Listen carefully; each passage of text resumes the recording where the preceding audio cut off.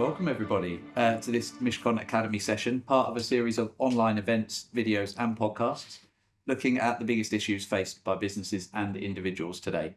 My name's Tom Wallin. I'm the Academy Tech Advisor here at Mishcon and I'll be hosting today's event.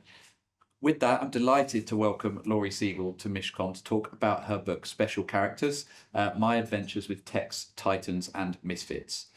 In 2008, as a new assistant at CNN, Laurie watched Wall Street collapse and tech entrepreneurs rise from the ashes. Sensing opportunity in this moment, Laurie became one of the first reporters to speak to the likes of Mark Zuckerberg, Jack Dorsey, Sam Altman, Kevin Systrom, Travis Kalanick, and lots more, founders of now some of the biggest social platforms and tech companies that have grown to be used by billions, influence politics, culture, and shape the world around us. In the book, she describes herself as the translation between Silicon Valley and what we actually need to be aware of and what is actually important coming out of that space. Since leaving CNN, Laurie has founded Mostly Human Media, a concept born out of her CNN program, an entertainment company which looks at the human stories within technology, giving voices to misfits from across the tech world. So over the next 45 minutes, we'll explore her book, the speed of change within the tech world, and the dangers of the current AI era, including the implications for the law. So Laurie, thank you so much for being here. I'm very excited to be here. It's been a long time coming. We were just saying I bugged you for about a year and a half to come over and do this talk because I love the book so much. Let's talk about your morning first of all, because you're not just here for Mishcon. Do you want to tell everybody what you've been up to this morning? Yeah, and I will just say, as like a long-term journalist, I love persistence. Like I will be warned. I mean, in the best way. It was awesome. So and so I've been looking forward to this truly. Yeah, this morning I was having a digital AI twin created of myself. So this morning I was literally like, what do I wear for a book talk and a digital twin that will be like my digital AI avatar online? It's from a company called Synthesia, which they do like AI digital avatars, and they actually work with big companies, and they create like your AI likeness, and then you can deploy it. So never a dull moment. What they did was they had me look into a camera, and I had to like read all these things and be happy and sad, and it's training data for a Laurie model. And then they cloned my voice, and in 10 days I will have my AI digital avatar just hand delivered to me online. Not hand delivered, but and then it'll be, how do I deploy it, right? Like, will I start using social media? And so these are all, by the way, coming in hot. But like, it's a weird, interesting use case of technology that I think has like interesting implications. And in future, you could just send her if we want you again. That's the thing. You could literally send her, and I even had a debate with him. I'm like, do you want to call it her or it? And he's like, I say it. I was like, well, I'm already connected. I'm saying her. So these are all the like weird human questions around like where we're going with this. So. And we'll definitely come on to more of that a little bit later on. Your book was published about 2 years ago. Mm-hmm. It sort of tracks from 2008 when you first started working for CNN, so sort of 16-year period. And two things stood out to me. One, the speed of change within tech in that time. But secondly, how autobiographical and personal the book was for your journey as well. I'm interested in the 2 years since it's been published, in particular, how you reflect on it, both the tech itself, but also the overarching themes in the book are things like love, death, privacy. They're still themes that are relevant now, but the tech has changed. So you said you hadn't read it recently. How do you reflect on the book since it's sort of come out? Yeah, I was saying to Tom before this, I actually haven't read it because it's such a personal thing. Like writing a book, first of all, I truly believe anyone who says they enjoyed writing a book didn't write their actual book. Like it's a very rewarding experience, but it's really personal. And I left CNN and I felt like I had this story to tell, with the understanding that it's absurd to be in your 30s and write a memoir, just like absurd. That said, I felt like I witnessed history, and I had a seat at the table during this insane decade. And so I really felt this need to kind of write it all out. And when I was doing it, I had a lot of book publishers be like, well, you should do the behind the scenes look at Zuckerberg and all this stuff, because I was his only interview for a couple of years. I was like the I'm sorry interview for 2 years at Meta. And so, but I really wanted to write about technology through the lens that is, like, I would say, both my feature and my flaw, which is humanity, right? And so I wrote a really personal book about my rise, because I created our startup beat at CNN when people weren't paying attention. And I would say, like, it was certainly not a straight line, and my story is, I think, just parallel to the story of tech founders. just in that like it's innovation and trying to fight for something is just always messy. And so I did. I wrote it during the pandemic in New York when the streets were empty, and I would sit at like this coffee shop on the cement because they didn't even have like chairs at the time because I just wanted to be around anyone writing, and I wrote it. And it kind of poured out of me, and I looked over old journals, and I used to keep notes of everything. And so it was certainly a personal book as much as a professional book. And I haven't read it. And I think looking back on it, I think it's probably even more relevant. I will go back and read it in the next year or so, but like it talks about innovation and excitement and like the Wild West of all of that stuff. And it talks about disruption. And I think we're in a new era of disruption now with artificial intelligence. And I think we can learn a lot from our past. I don't know if we will, but I think there's a lot that can be learned, and a lot of those lessons of like watching the minnows turn to sharks to some degree. Yeah, and hopefully we'll explore some of that this afternoon. I can't remember whether you say it explicitly in the book, but you definitely refer to the fact that you kind of got into that space at the right time. And I think you've kind of talked about it there, you know, the crash happened, you were fresh into New York, all of that sort of stuff was happening. And I said in the intro, you describe yourself as the translation between what was going on in Silicon Valley and kind of all these entrepreneurs and tech, and kind of what it actually means to the average person. Yeah. Can you talk a little bit more about kind of what you meant by that and what you saw your role as back in 2008 as you started? Yeah. I always, it's funny because it's so different now, but I got into tech. Like, there's no reason I should have ever gotten into technology. Like, I literally look at technology and it breaks. Like, but there was something about 2000, it was 2008. I was working in the newsroom at CNN, like, bottom of the bottom. This was Obama elected, Madoff, like these incredible, insane stories. But it was also the recession, and there was just like this really interesting group of people, I would say, that like didn't feel like they had to go to Wall Street. And the timing was interesting because the App Store had launched, and all of a sudden, like the iPhone had come out a couple of years before the App Store had launched, and all of a sudden you had all these like creative, kind of like misfitty people who were like, I don't need to go to Wall Street, or, oh, I am creative, I can code an app into the hands of millions of people. And so it was before, I think, all the venture money was there, and it was just like this canvas for creativity. And it was a lot of folks who just didn't quite fit in the box. Like, why, like, we think now, oh, Uber, easy. But like to get into a stranger's car, or to sleep in a stranger's home, or to like hire a person to come and do something for you, like the sharing economy, social, like all of these things that were like, yeah, duh. Like then everyone was like, Laurie's not okay, she's unwell, she's driving in strangers' cars. But I always like looked at myself as a bit of like the beta test for it. And I liked, candidly, there were a bunch of bars in New York, like, and I was in my early 20s, and it was just like a lot of really interesting entrepreneurs and the thoughts and the conversations and all that stuff. And it was before a lot of the things got really complicated, and things got complicated. And so it was just like this magical moment, I would say, of innovation. And I grew up like a Jewish girl at a very Christian conservative school in the South, where there was not a lot of diversity. And I think there was something for me, it just felt like I'd found a community of people who felt different. Again, I would say my thoughts on it changed in like the 10 years that I covered it. But that was like this really interesting moment, and I would start using technology for breaking news. I would start doing, like, the plane went down in the Hudson in the newsroom, and I'm like, there's this thing called Twitter, and there's a photo that's emerged on there. You know, I was like getting our newsrooms on Instagram. And so it was almost like these parallel paths. And then I created the Startup Beat. I just wrote it on a piece of paper because it didn't exist before, and pitched a job position at the time. So. And it felt like you were really frustrated at the time that or maybe not because it gave you opportunity, but CNN just weren't picking up on this stuff, right, without you. Do you think that's got, I don't know if better is the word, but do you think maybe news outlets are better at picking up on that now, or are they still kind of playing catch up? I know you're out of that. I think news outlets are, I mean, cable news is having a bit of a moment, I would say, at least at least in the States. I can't speak to over here. But always historically slow to see innovation coming.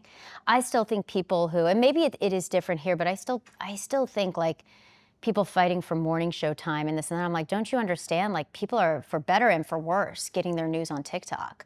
Like, that doesn't mean this isn't important and this shouldn't exist, but like, there's a whole new model that's coming that I think is really interesting. And I think traditional media is already having a tough time with it. And was back then as well. And was back then. I mean, the amount of convincing to do things like, get CNN on Instagram or something, which now it's like a no-brainer. But then you always forget how difficult it is at the time to get people to pay attention. And then everyone pretends like it never happened and we were all paying attention, but it certainly was. One of the big themes of the book is what you term corner stories. So finding the extraordinary from the ordinary, I think you describe it as. And that goes all the way back to interviewing your gym teacher at the start of school. Do you want to talk a little bit about that? And then maybe back into some of the people that people might have heard of. But how did that really start? I've always liked, I've always called them corner stories. Like, I've always liked the people that people kind of look away from or just like disregard. I don't know why. You could do like some kind of whatever psychoanalysis on me. But like, when I was in high school, I was editor of my school newspaper. And I remember I had this column called Spotlight where we were able to spotlight anyone. And I was just like obsessed with spotlighting like the weirdos that like everybody would disregard. So it was like Coach Red was our track coach who was like 80 years old. Like, the idea of him as a track coach like didn't make sense. People always made fun of him. And then there was like the woman who like literally looked like she created the library in the 1800s, like Annabelle. Like, but these are the people that I loved. I was just like, they must have stories. Like, there's got to be more. And I remember interviewing Coach Red for like Spotlight, and him, opening up about like how he was beginning to struggle with Parkinson's, like his backstory was just incredible. Like, meeting his wife after the war, all this stuff. And it wasn't just like a track coach. It was like, who was old and like couldn't get up the bleachers. It was like this incredible story, and like someone revealing something to me that had so much humanity in it. And I just remember sitting on like those bleachers as a high schooler being like, yeah, I think I'm going to do this the rest of my life. And I think like, for me, tech entrepreneurs, and it's changed. Like, again, I know I keep saying that with a caveat, like, were misfits, and they were just people who everyone said no to or disregarded a lot of these ideas, and they didn't fit in a box. And so I think that's what was always really appealing to me. I'm always curious, and I think increasingly it's so hard to just like look at each other because we're all on our phones. Like, the other day we went to a UPS, and the woman in there, I said, "How's your day?" And she was like, "It's just okay." And the follow-up question is the thing you learn about journalism. Like, always follow up. My poor husband, right? Like, we just wanted to get a package, and I was like, "Why? Is it just okay?" And she like opens up about how her dog was hit that morning. We had this incredible human moment at the UPS store where we just hugged, and she started crying, and I feel like there's so much behind people if you ask a follow-up. Which is just like, ironically, is harder and harder these days in like a digital society. But I think that's what I've always loved about storytelling, is like the stories in the corner. And I've always believed that the fringes become the future, that the people who, even this thing I'm talking about now, like a digital avatar, which seems so weird. I can tell you it's the future. I can make a joke about it, but what I'll say to you is like, in the future, like, you will be like, there will be AI workers, they will be a part of your life. Like, it will be so common, it'll be as common as like Uber, right? And so like, it's looking at these fringe stories and saying, well, why? And like, how is that going to be good or bad for us? And that's always, I think, where I've kind of fallen. And I think your first kind of formal one for CNN was Biz Stone, right? Yeah. To co-found Twitter. Yeah. Could you argue that him, that Zuckerberg, that Altman, that all those other names that I'm sure people do recognize were in their own way corner stories at the time as well? I mean, they were absolutely corner stories. It's like, I just remember, it was my first on-camera interview. It was Biz Stone, and it was like, he's one of the founders of Twitter.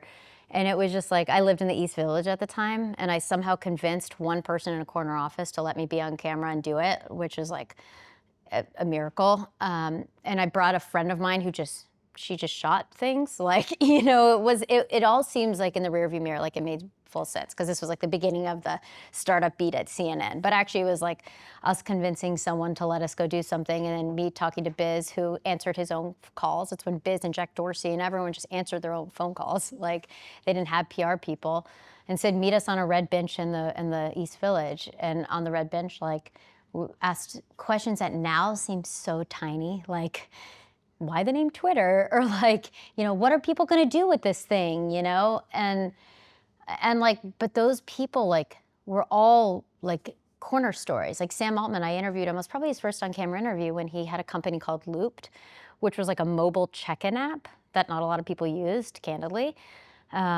And he ended up selling it for like, I think 40 million, which is not a lot, I think, at the time in tech, right? And so it was looked at as probably a failure.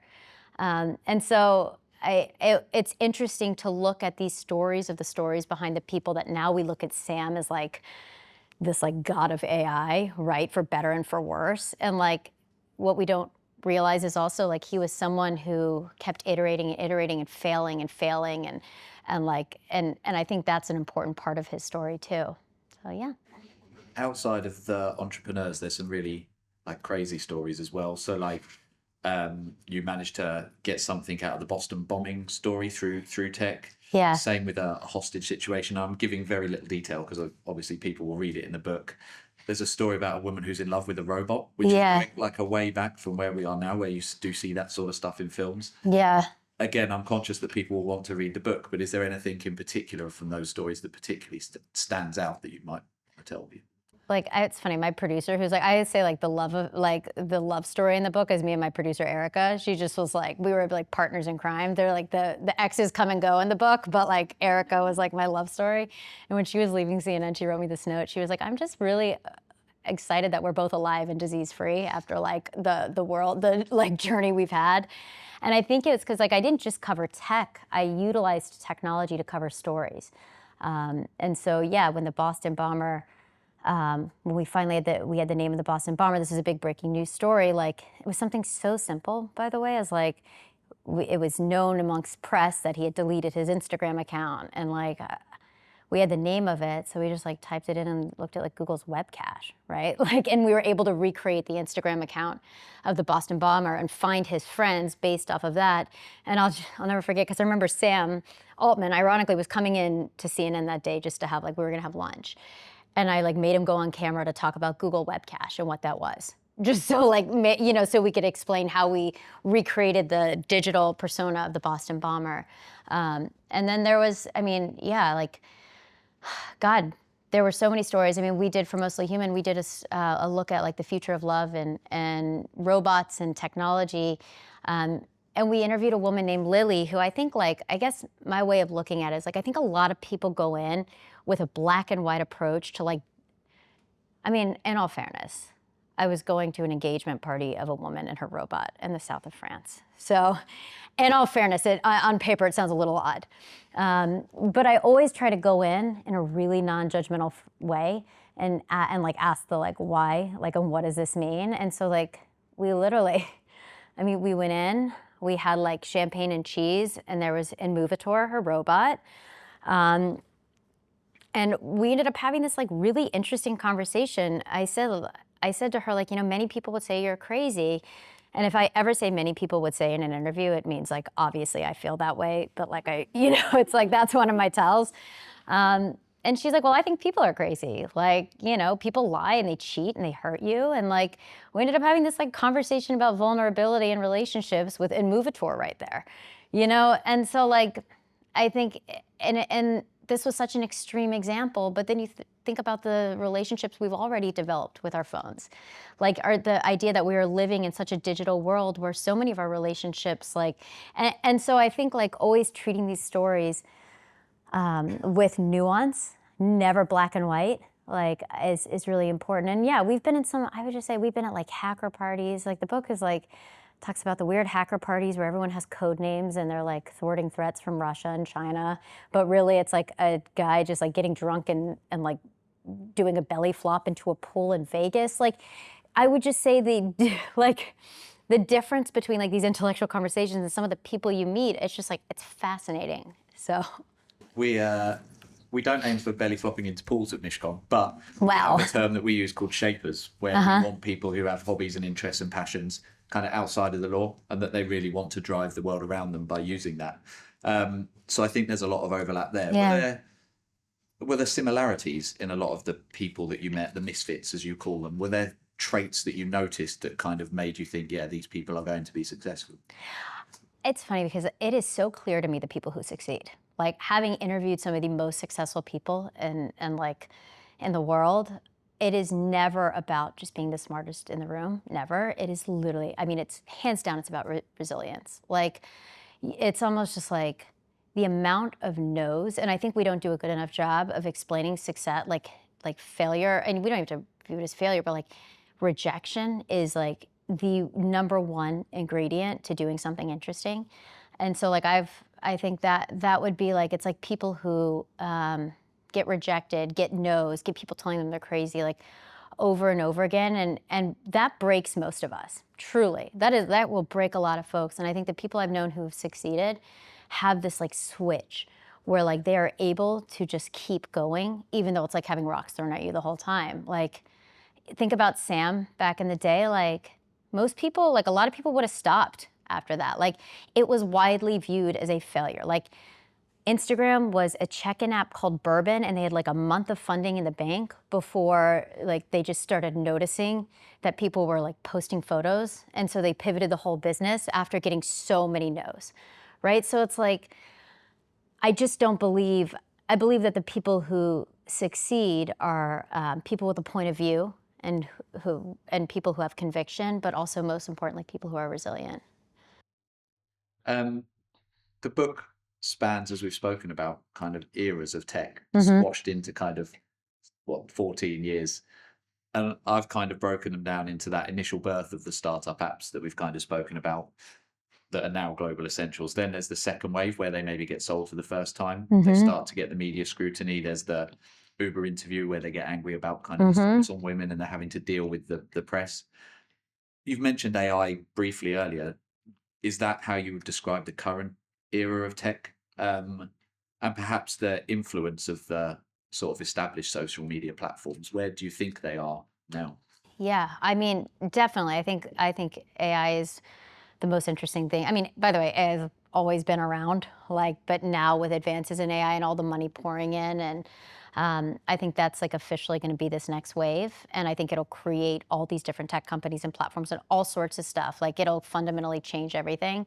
And then I think like, yeah, I mean, I started covering tech in the second wave of tech, not like the dot-com like boom at all or bust. I started covering in the era of like social and mobile and like the sharing economy and all of these types of things. And I know there was like a little sidestep with the metaverse and Web3, but it's my belief that like the crypto bros came in and just like took the thing that was interesting about it, which was like digital ownership, and made it cheesy. But I still think some of those things, like I still think some of those things are really interesting, blockchain and digital ownership, all this stuff. But I think we're officially in a new era, and it'll be interesting to see if we learn from the past, because like what you're referring to is like I was probably one of the first people to put Travis Kalanick, the founder of Uber, on camera. And there was this thing that happened where like I was fighting to get these guys on camera. And unfortunately, I say guys because there were not enough women. Like, and by the way, it's not even much better, even though everyone has a company line. Like now, all those people are rich and are investing in other bros. So like, I'd like to think things are better. And I think we've done some work, but I think there's a long way to go.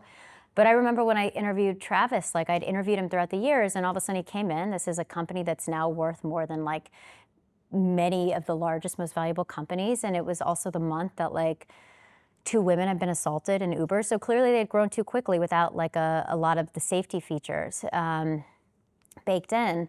And I will never forget being in the newsroom with him and asking him the question on women's safety in vehicles, and him starting to take off his microphone, and he just kept repeating my name. And he kept saying, Laurie, Laurie. And I was like, what? And he was like, I didn't think this was that kind of interview. And so like the arrogance of some of these folks, right? And not believing that they don't have to answer the questions of the impact of their products as their products grew was very alarming. And not everybody was like this, but there was a certain, I would say, like hubris to it. Yeah. So I hope that we have learned for this next era of innovation. I think that, like, at least from a regulatory standpoint, like, people are more interested. You don't want to be caught on your, like we were over the last decade, but I still think we have a long way to go. Yeah, and we'll talk about some of the laws that are changing as well. Yeah. You sort of expanded on that Uber question there, and then there's also the story of the guy on Facebook who's kind of selling women, I think, for kind of for sort of some bad reasons as well. I think there's a period where I think the social media companies genuinely thought they were going to be neutral grounds, right, and places for debate. They're obviously moving now to much more extreme one way or the other.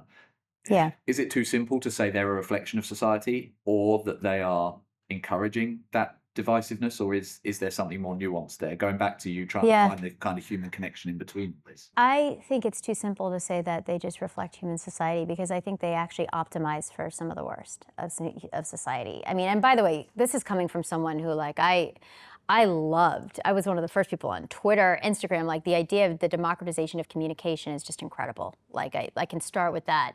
And, you know, if you look at how the algorithms work, right, it's optimizing for polarization. You know, I had access to, like, the Frances Haugen's, like, the Facebook papers, like when she blew the whistle on Facebook, and it's just quite literally documented that, like, if you're a person who clicked on, like, Donald Trump within, like, five times over, like, you're now in, like, these deep QAnon conspiracy groups. I've spent time when I was at 60 Minutes with militia groups and really seeing how a lot of these folks were radicalized by just looking for community online. And I think TikTok is just as crazy, if not crazier, and there are going to be all sorts of complications with that. So I don't think it's just a reflection of humans. I think that sometimes without the right guardrails, it reflects the worst of us. And by the way, in many ways can do incredible things for us too. Definitely. Do you think the people who found these companies care? Do you think it's just a case that it grows too big too fast, a bit like you mentioned with Uber? I don't think it's that they don't care. I think it's that they truly believe in the mission, right? Like, you have to, like, truly believe in your mission at all costs to some degree. Like, I truly believe, like, knowing Sam pretty well, like, I truly believe he sees the world and the future of AI and, like, and how all these incredible things he could do in this race. Like, I really believe that, like, he believes that to his core. And the thing that goes missing, and the thing Silicon Valley has always gotten wrong, always. Because I remember I've said to folks like Zuckerberg, and have you thought about this? I said this to Sam the other day, have we thought about deepfake pornography? Like, really, like, is the human aspect and how these tools are going to be used. Like, they are, I think, like, the further you, the closer you fly to the sun, like, the further you are from Earth. And so understanding how these things will be used has always been, I would just say, like, the flaw of Silicon Valley. Yeah. And you mentioned the deepfakes there, and we'll come on to talk about that in a second. Before I do, I talked about the fact that things like love and privacy and all these overarching themes are the same in 2008 as they are now. Yeah. But the tech has changed. So in the book, you talk about, you call her Nikki, I'm assuming not her real name, although I might be wrong, but a victim of revenge porn kind of 10 years ago. And I think, if I'm right, that the kind of outcome of this was that she had to copyright her own images in order for them to be taken down. Is that right? Her boyfriend, who she codenamed, she called him Mr. Wonderful sarcastically, like, but taped her without her consent and had hidden cameras all around. And he had created all of this, like, basically deepfake pornography of her, like, non-consensual pornography, and put it on the internet. Like, there were sites at the time, this was back in, like, 2015, I believe, that were just devoted to shaming and humiliating women. Like, there was Hunter Moore's Is Anyone Up, which was a site where you could go and take, like, a photo of your ex or someone who you felt wronged by, and you could put it there. Under it, you could put her name, her address. People would oftentimes put, like, bitch, slut, all this kind of stuff. And it was a certain type of abuse that the law hadn't caught up to, because women would go and try to say, hey, this is happening to me, and they would be told like, well, maybe you shouldn't have taken the video. It's like, maybe you shouldn't have worn the short skirt, right? Like, it's like just a modern day version of that. And that enraged me. I mean, it just enraged me. And sometimes like, and in speaking to Nikki, she said like, every time I meet you, I wonder if you've seen me naked. And like the type of like, if we could look at that on a really human level, the type of like humiliation and shame and how that can prevent you from living your life, it's a completely absurd type of abuse that needs to be. And that was before there were a bunch of state laws like on revenge porn. And so the one thing her lawyer said to me was like, yeah, and you know, she's got to get her photos copyrighted, so she's got to send them to the government. I was like, wait a second. So she has to send her nudes to like the copyright office? And like, she was like, yeah. And I was just like, can you imagine this type of abuse? And then I went undercover and called the copyright office and said, because it's like, I think, yeah, DC is one party consent. So it was very much like, you know, if I'm a victim of revenge porn, like, do I need to send you my nudes? And the woman on the phone, I remember her being like, I'm so sorry, but like the most granular photos you can send. She's like, it's a real problem. And it was just like so absurd, right? And so those are the types of human stories I always like to tell about technology. I can grill Zuckerberg and all these folks, but I would rather, to some degree, tell these types of stories, because these types of stories prove that laws need to change, or that, you know, that there's just a total disconnect between the impact of some of these things. And so now we do have laws against non-consensual pornography, and now deepfake porn is up next. So Yeah, and so to come to the law, I'm pretty sure this is up to date, but I think recent changes were coming through the criminal justice system in the UK aimed at criminalising the creation of intimate deepfakes. That didn't complete before the end of Parliament, so at the moment it's on hold, but hopefully will continue. I think sharing and threatening intimate deepfakes has been added to the Sexual Offences Act in 2003. I think I'm right that in the US, criminalising, there will be legislation to criminalise intimate deepfakes, which will allow victims to take civil action. I know the European Parliament is looking at an act to ban AI tools carrying unacceptable risk. And in March, the first person was sentenced under the new cyber flashing offence, which came into force as well via the Online Safety Act. You've obviously talked about a little bit about the law there. Does that do enough? Do you think it will make a difference, or is it always going to be a case that people find a way around it? I mean, I think the UK does a much better job than, I think the UK should like call up the folks in the US and say like, here are some things we're doing. You know, I think the UK has been a leader in this. And like, it's not moving quick enough, and it's really bad. Like I started thinking about sexually explicit deepfakes, I would say like a couple years ago. They joke at like my company, they joke it's my Roman Empire. I'm like, why aren't we paying attention to this? This is so bad. I was more worried about it, candidly, than like AI and influence and democracy. Like it's like this, it's like a train wreck that you can see coming, right? And I've spent my career talking to folks and peering around the corners and saying, have you thought about this? And have you thought about this? And like, because you have these AI tools now that can essentially allow you to digitally undress somebody, like in a couple clicks. There were apps that finally just got banned, some of them, like that enabled like young boys to be able to just like, their high school crush rejects them, now they can digitally undress them. And you might say, well, but the harm isn't like that, they're not real. But like, it is proven over and over again that the harm is real. Like, and I became obsessed with this site called Mr. Deepfakes that essentially like, I just didn't understand how this site exists. It's like, it's a site where like something like 17 million people go every month. They take the likeness of women, public figures, loose definition of public figures, may I add, right?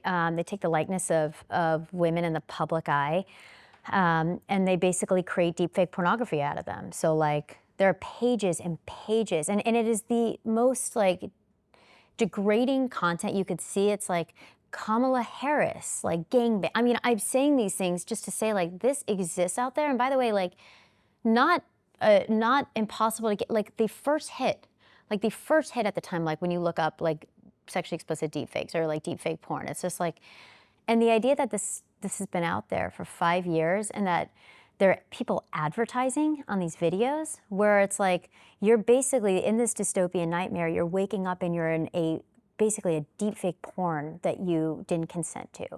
And people can't unlook at it. Like that's the thing. It happened to AOC.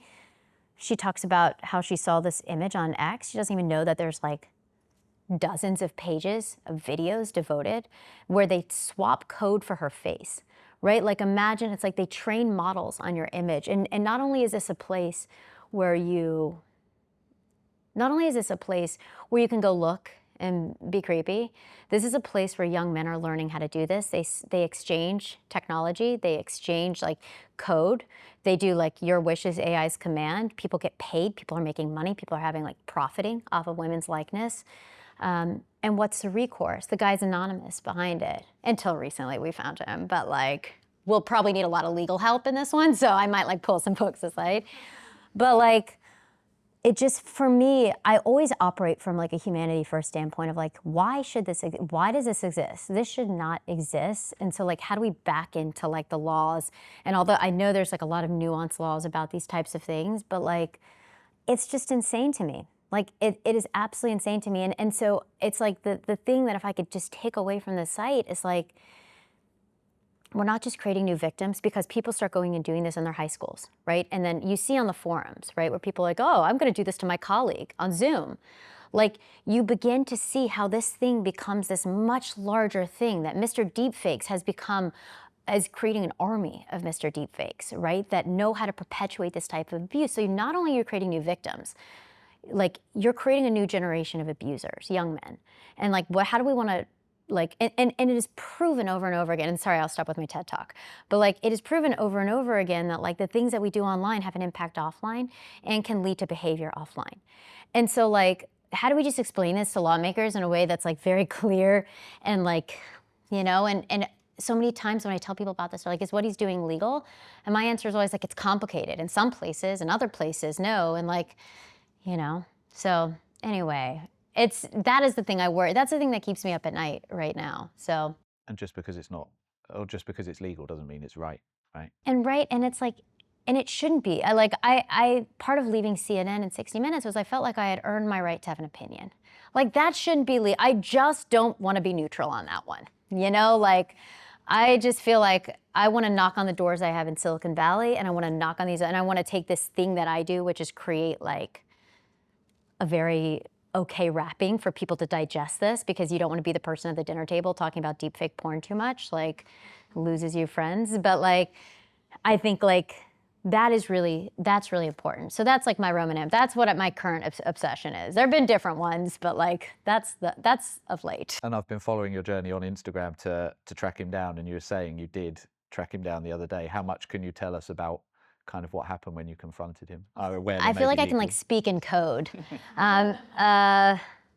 We put out a tip on the internet. We did it like don't fuck with cat style a little bit. And so I also worked with some of the best cybersecurity folks I know, who all donated their time to us. These are people who like, it's a guy named David Kennedy who runs a company called Trusted Sec, which is like been named one of the top security companies in the United States. And he donated a bunch of folks on his end to help us track the guy. And then I put it out on the internet that we were looking for him with this idea of like, I believe he's one of the most dangerous men on the internet. You just haven't heard his name. And we got a tip in our other inbox from some folks who actually, lawyers and security folks who represent OnlyFans creators. You just like can't make it up. And they gave us a whole dossier. We were able to run it with our research, with the folks, with what David Kennedy and his team was doing. And we have 17 different data points to prove that this is the guy. And so I think the thing I can tell you, because I went out there multiple times now, is he's living a double life. He's recently married. We have a high degree of certainty, let me caveat, high degree of certainty that this person is Mr. Deepfakes. A new father, you know, like immigrant parent, first generation immigrant parents. It's heartbreaking when you think about it. And I think the thing is, and he works at a hospital helping people. And so I think when you look at this and you think like, this isn't some dangerous internet criminal. I mean, I think he's very dangerous, by the way. Like, if Laurie disappears, probably Mr. Deepfakes at this point. But like, I think the thing that scares me the most is how he doesn't have to be a sophisticated, like, operative to do this. He can create something that has this much impact, that millions and millions of people are going, that is training a new generation of abusers. And that's him, like literally like white picket fence. Like, and so, yes, we confronted him. I can't give any details on it. I love asking for comment, you know? And we also had to, we had to make sure we respect a lot of the rules of like, we can't go into the hospital where he works and all this stuff. But it was, you know, it has been a wild journey to find him. And I think he's really a MacGuffin, right? Like searching for Mr. Deepfakes is searching for a better world for, I would say, women online, because the stat is like something like 96% of deepfakes are sexually explicit, 99% are of women who didn't consent. So like, in doing that, and by the way, if we can't get you on board for women, like how about child safety, because it's happening in high schools, and if we can't get you on board for that, then it's like, this is how people are learning how to do misinformation. Like a lot of these same tools are being used now for different types of disinformation campaigns politically. So like, never a dull moment. I was involved in a bit of a car stakeout. There were lots of chips that were eaten in that over a 2 to 3 day period trying to search for Mr. Deepfakes. I think the story from that side is incredible, and obviously it'll be interesting to see how that continues. Yeah. So you're now working for you've founded your own company, Mostly Human Media. Tell us a little bit about that. I think a lot of the stuff we've spoken about has had kind of negative connotations. We've looked at all of the bad side of tech, but obviously what you're aiming to do is certainly on the opposite end of that, obviously with some of the stuff like you've just talked about. So how does that work, and what is it you're kind of trying to achieve through Mostly Human? If I could think about it from just like a larger perspective, my goal has always been to make the world a little bit less lonely and to give people agency. And I just have a really unique way into it, which is being able to translate some of the corner stories in technology and be able to translate that impact. And I left CNN in 2019 with this idea. It's funny because when I left, it was like I was the only one that Mark would speak to. I'd interviewed every tech founder, and I was miserable. Like, it's like the thing that like no one tells you is like, it's like I don't know if this is like a Devil Wears Prada crowd, but like, you know, it's like it's like what she says in Devil Wears Prada, like 1 million girls would kill for this job. Like, it's like this line that I always thought about, because I remember thinking like, I would have killed for this. I fought so hard for this. I quite literally created the role and became our senior technology correspondent, and like was at the forefront of all these things, and cable news was changing. This was very much the Trump era, and nuance and these long form stories and humanity like just felt like it was getting lost and left out of the conversation. It was harder to do it within.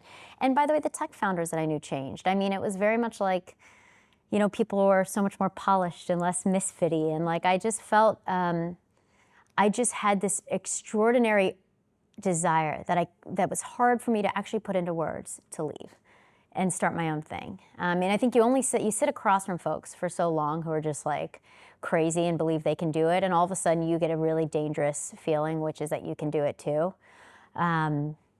despite having no experience having done it.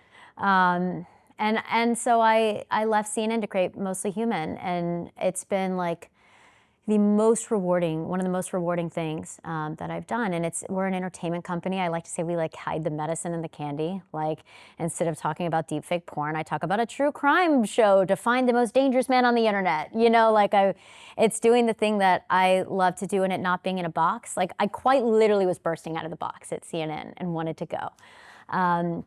And I was also part-time with 60 Minutes for a little bit. And I just couldn't shake the fact that I just needed to do my own thing. So we do docs and films and digital content, and we also are like incubating really interesting digital twin technology that we're using in different productions. And so like, we are having a blast, and we're a little company full of misfits who also need great legal advice all the time, because we're constantly like just 1 degree of separation away from something bad. But I feel like we're kind of living on the edge, which is, it's the most rewarding work I've done. And this is actually a product of Mostly Human. It was one of the first things I did under our umbrella. Yeah, and there were some great stories under that whilst you were at CNN as well. One of them that you actually shared with me when we chatted a couple of weeks ago was around the QAnon shaman. You had an interview with them. I don't know whether that was whilst you were in CNN or since post, but that was really interesting. With I think it was the mum. Yeah. Do you want to just talk a little bit about that? Because I Yeah. think that was one of the more positive. Although the story itself is obviously tough with the sort of Yeah. Capitol riot, but your sort of outcome of that was, well, tech platforms have become voices for people who aren't being heard and they need to be understood. Was kind Yeah. of the what I got out of that story almost. It's like I did an interview. This was like when I was part-time in 60 Minutes. I did an interview with the QAnon shaman, a secret interview with him from prison. And if you guys remember the QAnon shaman, he was like the face of the January 6th like insurrection, like the guy that had like the horns, you know. And I interviewed him from prison, and it was a secret interview because the guards didn't realize it was happening. It went through legal. And he was a tough interview, candidly. Like, you know, there was something so like humbling, like looking at him without the face paint, without the whatever, in prison, like so intensely holding on to the beliefs that put him there. It was extraordinary. But that wasn't the interesting interview to me. The interesting interview to me was I spent Valentine's Day with his mother. It was like the first year I was like dating my now husband, and I was like, I'm not around for Valentine's Day. I am with the QAnon shaman's mother, Martha. And Martha and I were together on Valentine's Day, and it was like, she was such an interesting interview because I always believe like every villain has a mother. Like, one of the most interesting things from Mr. Deepfakes is we were able to use a translator to speak to his mother. Like, and it forces you to have a certain amount of human empathy for this thing that you are like disgusted by. And talking to Martha, she was a tough interview at first. And then I very much put myself in her shoes, right? Of her son's in prison, like this thing that like, and no excuses. That doesn't mean I make any excuses for it, but you can have a certain amount of empathy when talking to someone to understand where they are. And she kept saying, we had this exchange that ended up going viral, but it was like, and I like this exchange because I thought it was a thoughtful way for us to have a conversation that is so revealing about where we are without it feeling gotcha, without it feeling black and white.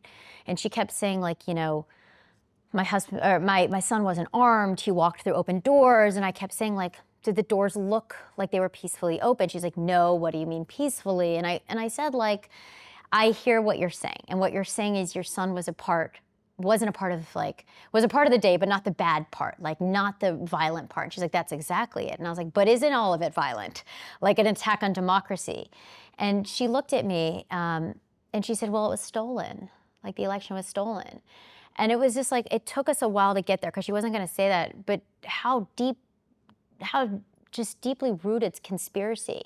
And this like, you know, and it was just such a telling moment. And I thought it was, I really enjoyed, is it controversial to say I enjoyed the QAnon shaman's mother? Like, I just like, I mean, I also like bad guys. My husband's like, you're the first who could join a cult, right? Like, I just kind of always get it. Like, no one is black and white. And we had a really interesting and empathetic conversation. Those are the kinds of conversations that I feel like I learn a lot and makes me, you know, I think there was something about, at the time, media looking at folks like QAnon folks, all these folks from like these perches somewhere else and saying domestic terrorists, this and that, when like, if you actually go and you spend time, you see that there are a lot of reasons. There are a lot of reasons that we got to this place, and you might be very disconnected from them, but if you don't like roll up your sleeves a little bit and begin to have some of these conversations, then like,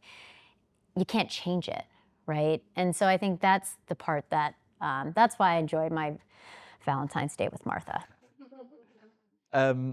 You start the book by talking about, or you use the metaphor of a lobster, and you talk about how they're comfortable, they outgrow their shell, and they have to go through a huge period of vulnerability in order to grow a new shell. Mm-hmm. And that kind of sets the tone for all of this tech stuff that you're talking about.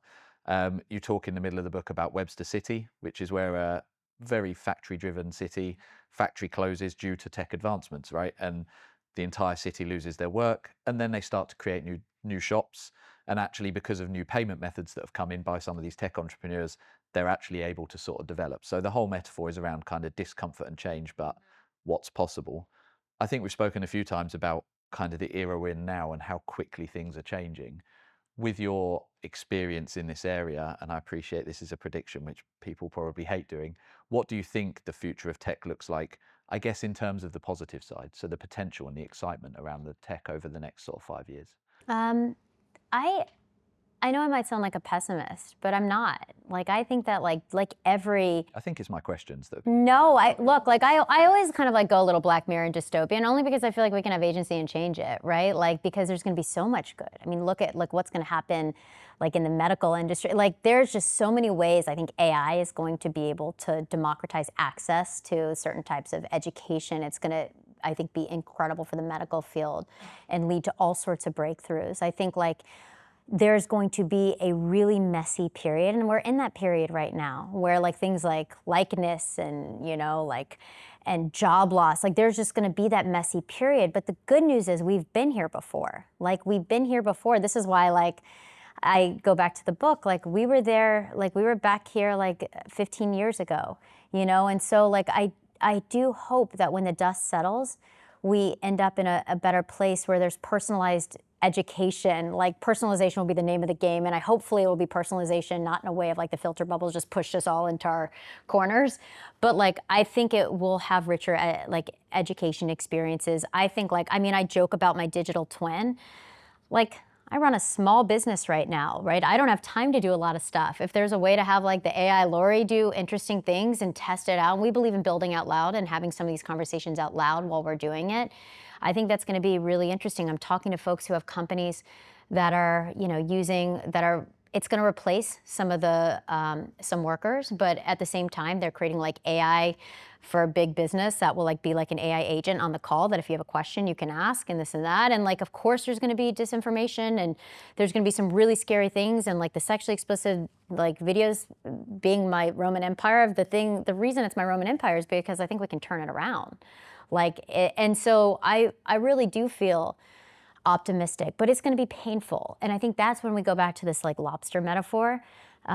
Innovation is painful, and the biggest advice I have to anyone is like, just get on board. And like, you don't have to blindly get on board, but like, I don't believe that Hollywood should be, you know, as anti all this stuff, only because like it's coming with or without them. Find a way to be a part of those conversations. Like Sora is like, I know that's scary to so many people, but that's also really exciting to a lot of people who don't have millions of dollars to create like high level production quality things. I think we're gonna have a premium. This is a real prediction, because that was just like getting to the point of this moment where my real prediction is I think there's gonna be a premium on humans. I think like we're gonna be in a world of synthetic media for the next year, 2 years, like where you won't know what you see is true or not online. Like AI will be everywhere. AI Laurie will be giving you new stuff. Like, it's gonna be wild. And I think, I'd like to think that it's gonna mean human connection has never been more important, and face to face, and something that's just like pure human. I think there will be a premium. And the lobster moment, I truly believe, and it's a metaphor that has served me so well and really describes so many of the people I've known. When I was leaving CNN, I just became obsessed with this weird YouTube video about a rabbi talking about how lobsters grow. And it's just like, I know. And he literally just talks about how lobsters are like these creatures that the only way for them to grow is they have to completely shed their shell. But what no one talks about, because obviously we're not all having like intense conversations about lobster growth, is that it's the most vulnerable and stressful time in a lobster's life, but it's the only way for it to get bigger and to grow. It has to go through the stress and the pain that eventually they get another shell. And then, by the way, they have to do it over and over again, so it's a pain. And when I was quitting my job, and not to like ruin everything from the book, but hopefully you guys will still read it, or if not, just give it nice reviews. But when I was leaving CNN, I remember Jeff Zucker at the time was trying to convince me to stay. And we were having this debate in his office, and debating Jeff is just like always like not a fun thing. And he was like, just give me 5 interviews, stay in some capacity. And I could feel myself caving. Like, I had like literally practiced this conversation of like, I'm ready to leave. Like, I'm not signing my contract, you know, the whole thing. And I remember looking at him and just being like, I have to tell you how lobsters grow. Like, I was losing it in there. I was like beginning to cave. I was like, Segall, do the lobster thing.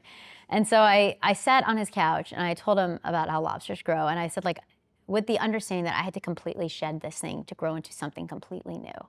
And I think he got it. And he was like, he said, like, I understand. And like, and it was this nice moment. And I realized the reason I've been obsessed with lobster's growth, because it's another weird obsession, is because it's the story of entrepreneurship. It's the story of people who do things and break things, not often for the better, but oftentimes like people who continue to go through the painful process that leads to growth and innovation and change, whether it's personally or professionally.